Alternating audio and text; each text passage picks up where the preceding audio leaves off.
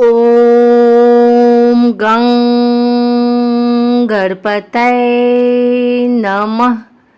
आइए सुनते हैं आज गणेश चतुर्थी पर भगवान गणेश की यह कथा। गणेश चतुर्थी व्रत करने से घर परिवार में आ रही विपदा दूर होती है। कई दिनों से रुके मांगलिक कार्य संपन्न होते हैं तथा भगवान श्री गणेश की असीम कृपा बरसती है। माह के किसी भी चतुर्थी के दिन भगवान श्री गणेश की पूजा के दौरान गणेश चतुर्थी व्रत की कथा पढ़ना अथवा सुनना जरूरी होता है। आइए सुनते हैं गणेश चतुर्थी की यह कथा।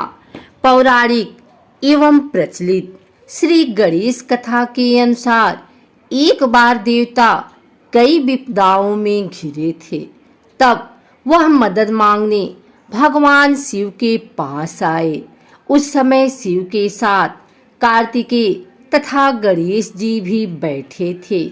देवताओं की बात सुनकर शिव जी ने कार्तिकेय व गणेश जी से पूछा कि तुम में से कौन देवताओं के कष्टों का निवारण कर सकता है। तब कार्तिकेय व गणेश जी दोनों ने ही स्वयं को इस कार्य के लिए सक्षम बताया।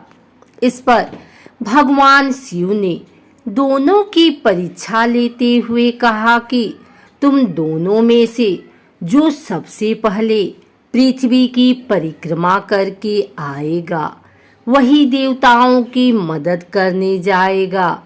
भगवान शिव के मुख से यह वचन सुनते ही कार्तिकेय अपने वाहन मोर पर बैठकर पृथ्वी की परिक्रमा के लिए निकल गए। परंतु गणेश जी सोच में पड़ गए कि वह चूहे के ऊपर चढ़कर सारी पृथ्वी की परिक्रमा करेंगे तो इस कार्य में उन्हें बहुत समय लग जाएगा। तभी उन्हें एक उपाय सूझा। गणेश अपने स्थान से उठे और अपने माता पिता की 7 बार परिक्रमा करके वापस बैठ गए। परिक्रमा करके लौटने पर कार्तिकेय स्वयं को विजेता बताने लगे।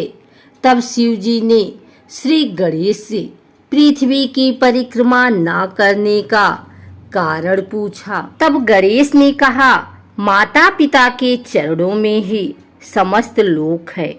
यह सुनकर भगवान शिव ने गणेश जी को देवताओं के संकट दूर करने की आज्ञा दी। इस प्रकार भगवान शिव ने गणेश जी को आशीर्वाद दिया कि चतुर्थी के दिन जो तुम्हारा पूजन करेगा और रात्रि में चंद्रमा को अर्घ देगा उसके 3 पाप यानी दैहिक ताप और दैविक तथा भौतिक ताप दूर होंगे।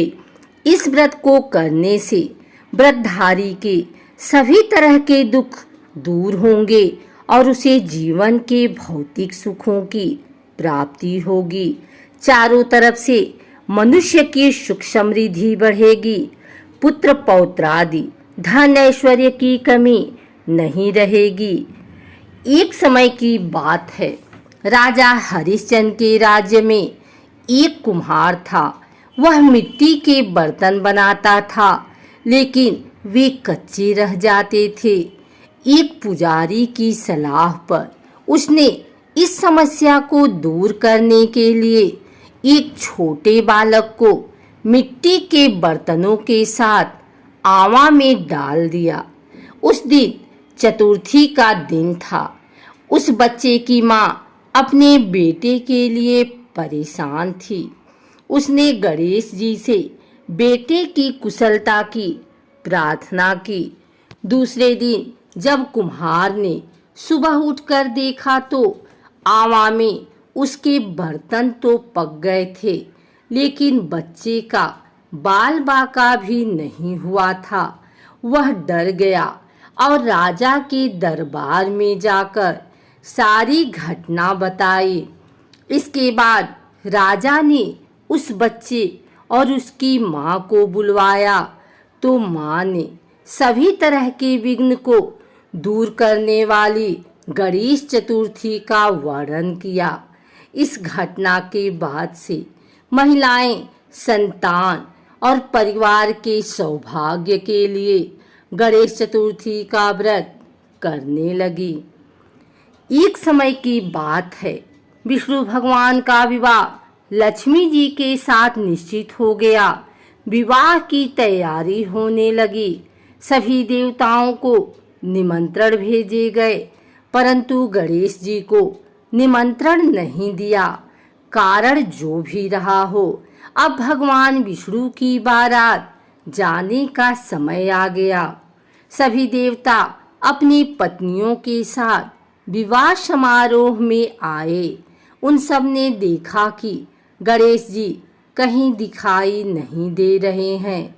तब वे आपस में चर्चा करने लगे कि क्या गणेश जी को नहीं नेवता है या स्वयं गणेश जी ही नहीं आए हैं। सभी को इस बात पर आश्चर्य होने लगा। तभी सबने विचार किया कि विष्णु भगवान से ही इसका कारण पूछा जाए। विष्णु भगवान से पूछने पर उन्होंने कहा कि हमने गणेश जी के पिता भोलेनाथ महादेव को न्योता भेजा है। यदि गणेश जी अपने पिता के साथ आना चाहते हैं तो आ जाते। अलग से न्योता देने की कोई आवश्यकता भी नहीं थी। दूसरी बात यह है कि उनको 1.25 मन मूंग, 1.25 मन चावल, 1.25 मन घी और 1.25 मन लड्डू का भोजन दिन भर में चाहिए। यदि गणेश जी नहीं आएंगे तो कोई बात नहीं, दूसरे के घर जाकर इतना सारा खाना पीना अच्छा भी नहीं लगता। इतनी वार्ता कर ही रहे थे कि किसी एक ने सुझाव दिया, यदि गणेश जी आ भी जाएं तो उनको द्वारपाल बनाकर बैठा देंगे कि आप घर की याद रखना। आप तो चूहे पर बैठकर धीरे धीरे चलोगे तो बारात से बहुत पीछे रह जाओगे। यह सुझाव भी सबको पसंद आ गया तो विष्णु भगवान ने भी अपनी सहमति दे दी। होना क्या था कि इतने में गणेश जी वहां आ पहुंचे और उन्हें समझा बुझाकर घर की रखवाली करने बैठा दिया। बारात चल दी। तब नारद जी ने देखा कि गणेश जी तो दरवाजे पर ही बैठे हुए हैं, तो वे गणेश जी के पास गए और रुकने का कारण पूछा। गणेश जी कहने लगे कि विष्णु भगवान ने मेरा बहुत अपमान किया है। नारद जी ने कहा कि आप अपनी मूषक सेना को आगे भेज दें तो वह रास्ता खोद देगी, जिससे उनके वाहन धरती में धंस जाएंगे। तब आपको सम्मान पूर्वक बुलाना पड़ेगा। अब तो गणेश जी ने अपनी मूषक सेना जल्दी से आगे भेज दी और सेना ने जमीन पोली कर दी। जब बारात वहां से निकली तो रथों के पहिए धरती में धंस गए। लाख कोशिश करें परंतु पहिए नहीं निकले। सभी ने अपने अपने उपाय किए परंतु पहिए तो नहीं निकले, बल्कि जगह जगह से टूट गए। किसी की समझ में नहीं आ रहा था कि अब क्या किया जाए। तब तो नारद जी ने कहा, आप लोगों ने गणेश जी का अपमान करके अच्छा नहीं किया। यदि उन्हें मना कर लाया जाए तो आपका कार्य सिद्ध हो सकता है और यह संकट टल सकता है। शंकर भगवान ने अपने दूत नंदी को भेजा और वे गणेश जी को लेकर आए। गणेश जी का आदर सम्मान के साथ पूजन किया। तब कहीं रथ के पहिए निकले। अब रथ के पहिए निकल तो गए परंतु वे टूट फूट गए तो उन्हें सुधारे कौन। पास के खेत में खाती काम कर रहा था। उसे बुलाया गया। खाती अपना कार्य करने के पहले श्री गणेशाय नमः कहकर गणेश जी की वंदना मन ही मन करने लगा। देखते ही देखते खाती ने सभी पहियों को ठीक कर दिया। तब खाती कहने लगा कि हे देवताओं, आपने सर्वप्रथम गणेश जी को नहीं मनाया होगा और न ही उनकी पूजन की होगी, इसलिए तो आपके साथ यह संकट आया है। हम तो मूर्ख अज्ञानी हैं, फिर भी पहले गणेश जी को पूजते हैं और उनका ध्यान करते हैं। आप लोग तो देवतागण हैं, फिर भी आप गणेश जी को कैसे भूल गए?